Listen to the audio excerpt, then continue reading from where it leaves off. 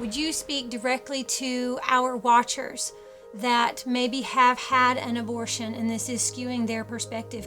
You know, if you are a person who has been affected by an abortion in any way, I want you to know that there's hope.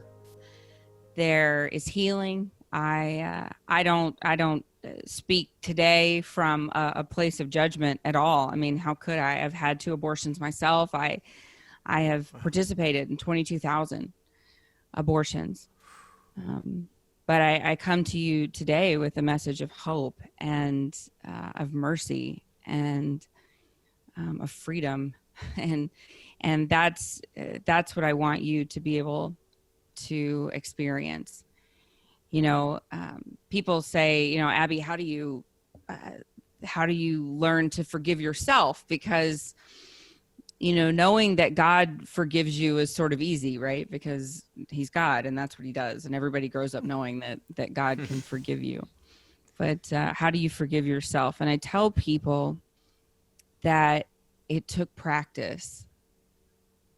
And that's sort of a weird answer, but it took practice. Every day I woke up and I had to make a conscious decision. You know, was I going to live in the past, live in this place that I couldn't change? You can't change your past. Was I going to live in this past that I couldn't change, that I couldn't control, and that Satan definitely wanted me to live in? Yeah. Or was I going to live in the present, in this gift that God had given me, in this place where I could use my past to glorify him?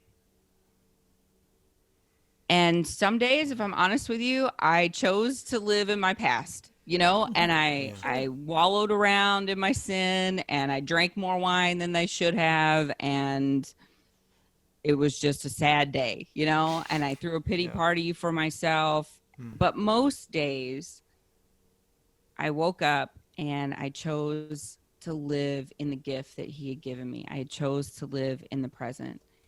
And then one day I realized that I wasn't even having to make the choice anymore, that it just came naturally to me, that I wanted to live for him every single day.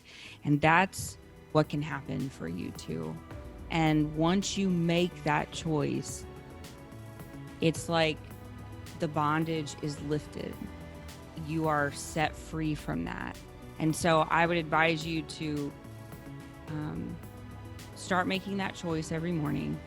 I would advise you to speak to someone who you trust about your abortion, because whatever you speak, whatever you bring to light, Satan no longer has control of.